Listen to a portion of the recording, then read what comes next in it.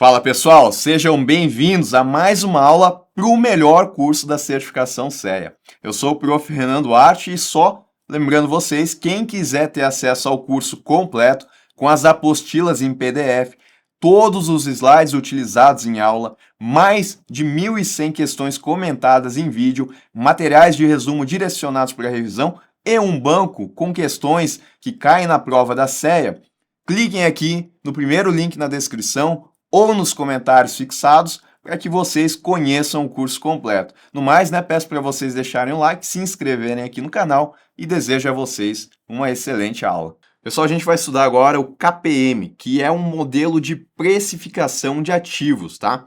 Ele é usado para determinar qual que vai ser o retorno esperado de um ativo ou de uma carteira com base no seu risco sistemático, que é aquele que não pode ser diversificado, que vai atingir o mercado como um todo. O KPM ele estabelece uma relação linear entre o risco de mercado e o retorno esperado, sugerindo que os investidores devem ser compensados tanto pelo risco da taxa livre de risco e por um prêmio de risco de mercado. Tá? O que a gente quer descobrir então? A gente quer descobrir qual que é o retorno esperado do ativo. Para isso, a gente vai pegar aqui qual que é a taxa livre de risco, tá? Que é esse RF aqui. No nosso caso, a gente considera a Selic. A gente vai somar ela com o beta. O beta, ele é a sensibilidade do ativo I em relação ao mercado, ou seja, o risco sistemático do ativo, tá? Isso a gente vai multiplicar nosso beta pelo chamado prêmio pelo risco de mercado, que é a diferença entre o retorno esperado do mercado e a taxa livre de risco. Se o retorno esperado do mercado ele é de 15% e a minha taxa livre de risco, a minha Selic, ela é 10%, essa diferença entre os dois, esse 5% aqui, ele é o prêmio pelo risco de mercado, ou seja, o quanto que eu estou recebendo por aceitar correr riscos. Porque colocando aqui em 10% na Selic, eu estou colocando em uma taxa que é livre de risco. A partir do momento que eu me sujeito a colocar no mercado, eu vou correr mais riscos. E aí eu quero saber qual que é o prêmio por esse risco que eu estou assumindo. Nesse caso, eu estou ganhando 5% a mais do que se eu não estivesse correndo riscos, tá? E aí eu multiplico aqui pelo beta e somo pelo retorno da taxa livre de risco. E aí eu tenho o retorno esperado da carteira. Por exemplo, suponha que o investidor ele deseja calcular o retorno esperado de uma ação usando KPM. Aí a gente considera que a taxa Selic é de 5%, o retorno esperado do mercado é de 12% e o beta da ação, que mede a sensibilidade em relação ao mercado, é de 1,2. Significa então que essa ação é 20% mais volátil que o mercado. Quando a gente for calcular isso daqui, tá? Eu vou colocar aqui 5% da taxa livre de risco mais o beta, 1,2, vezes o prêmio pelo risco de mercado, que é 12 menos 5%, tá? Isso vai dar 7%. Então, o retorno esperado, ele é de 13,4%, tá? Isso significa que, com base no risco sistemático da ação, medido pelo beta, e no retorno esperado do mercado, o investidor ele pode esperar um retorno de 13,4% ao investir nesse ativo, dado pelo prêmio de risco de mercado de 7%. Capital Market Line, tá? A CML. Na presença de um ativo livre de risco, como um título do governo, a combinação desse ativo com uma carteira eficiente de ativos de risco resulta na reta do mercado de capitais, a CML ou Capital Market Line. A CML ela representa todas as possíveis combinações entre o ativo livre de risco e as carteiras de risco, traçando uma linha que relaciona o retorno esperado de uma carteira com seu risco, medido pelo desvio padrão, tá? Então eu tenho aqui aquela chamada fronteira eficiente, que são todas as ações que trazem a melhor relação de risco, de retorno e risco, melhor relação, melhor custo-benefício de risco assumido por retorno. E aí eu traço essa linha aqui, que ela é a CML, tá? Aonde eu considero aqui a minha taxa livre de risco em relação às carteiras aqui de mercado. A carteira ótima nesse contexto é o ponto de tangência entre a Capital Market Line, a reta do mercado de capitais, e a fronteira eficiente, conhecida como a chamada carteira de mercado. Essa carteira aqui, ela oferece a melhor combinação de retorno e risco, maximizando o retorno esperado para um dado nível de risco ou minimizando o risco para um determinado retorno, tá? E no nosso exemplo aqui, então, ela vai ficar aqui, aonde eu tenho, né, esse ponto de tangência entre a CML e a fronteira eficiente. Bem aqui esse ponto, e essa carteira aqui, né, que está aqui, nesse ponto que tangencia essas duas curvas, essa curva e essa reta, é a chamada carteira de mercado. E eu tenho também a reta característica, ou Security Charge Line, tá? SCL.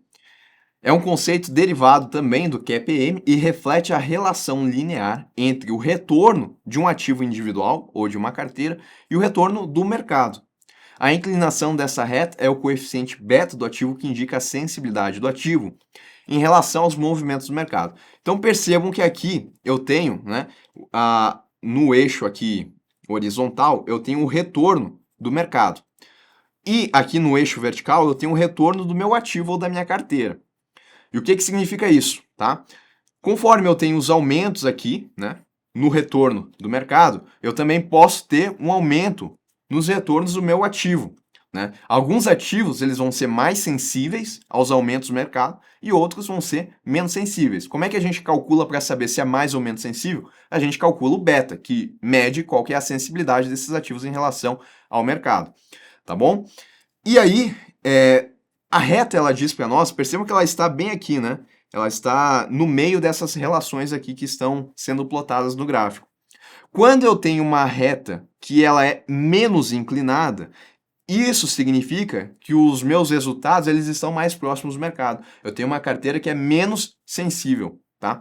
Por outro lado, se eu tenho uma reta que ela é mais inclinada, isso significa que eu tenho um beta elevado, ou seja, o meu ativo ele está respondendo mais que proporcionalmente às mudanças que acontecem no mercado. Tá? Então, da reta característica, o que a gente tem que saber é isso, tá? Que quanto mais inclinada ela for, mais sensível é o meu ativo em relação ao mercado.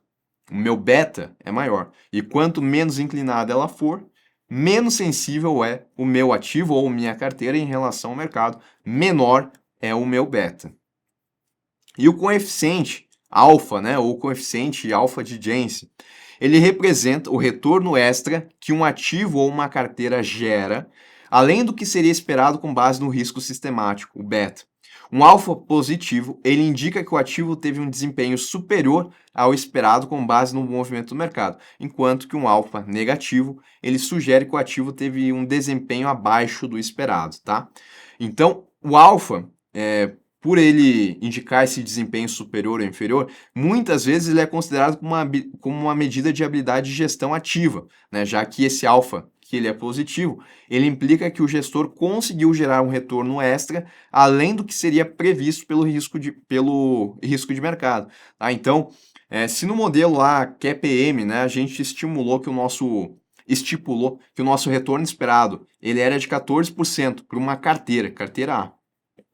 Pode ser um fundo de investimento, né? Mas enfim. E aí, o nosso gestor, ele conseguiu entregar mais do que essa precificação que foi feita. Ele entregou aqui 16%. Isso significa que eu tive um alfa que foi positivo. Indica uma habilidade de gestão ativa, porque o gestor conseguiu ultrapassar aquela referência que a gente tinha de precificação, tá? No entanto, se o alfa ele for negativo, isso significa que a gestão ela não conseguiu compensar o risco assumido. A fórmula é essa daqui, tá? Então, a gente tem aqui o KPM e daqui a gente vai tirar qual que foi o retorno real, porque o QPM, ele dá para nós o retorno esperado. Retorno esperado ele pode ser de 14%. Mas eu quero saber qual que foi o retorno real no período. Retorno real foi 16%. Eu fiz 16 menos 14%, eu tive um alfa de 2%. Eu pergunto, é positivo? É. Foi bom? Foi, porque o desempenho ele foi superior à precificação no QPM. Então, um alfa positivo indica aqui uma habilidade de gestão ativa. E um alfa negativo? Vamos lá. Retorno real foi 10%. Retorno esperado era 14%, teve 10%. Então, o meu alfa aqui, ele vai ser de quanto? Menos 4%. Tá? Então, mostrou aí que o gestor ele não foi muito competente aqui nas escolhas dele.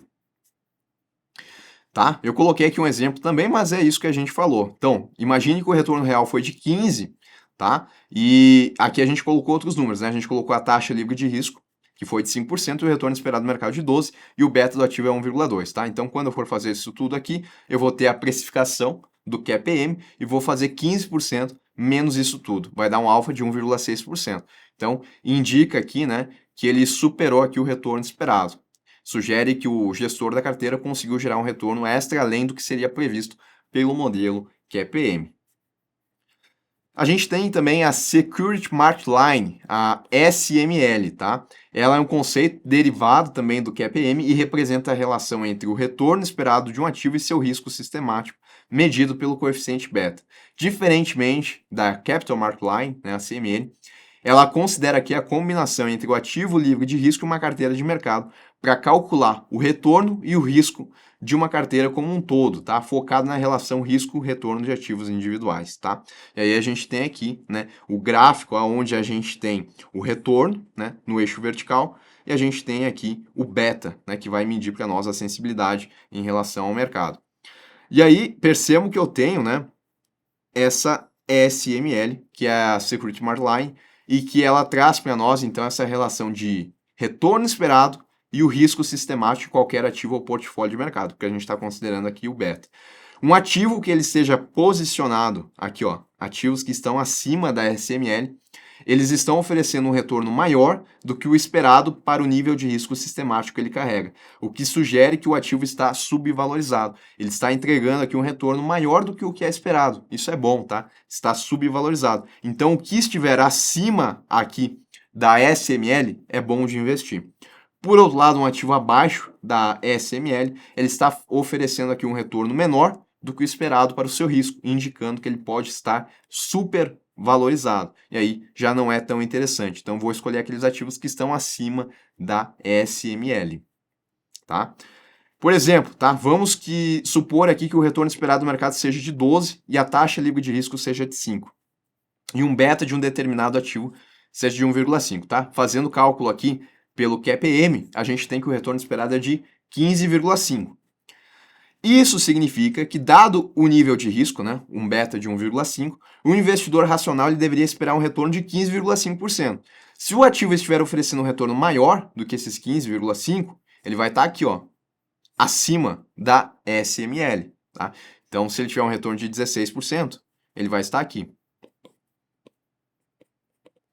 Agora, né, se ele estiver oferecendo um retorno menor do que 15,5, se ele estiver oferecendo 14, ele vai estar abaixo da SML. Então é bom, né, quando está dando um retorno aqui maior. A gente pode utilizar também o alfa de Jensen para ver se ele está trazendo um retorno real que é maior do que aquele retorno esperado ou então menor, né, medido pelo QPM.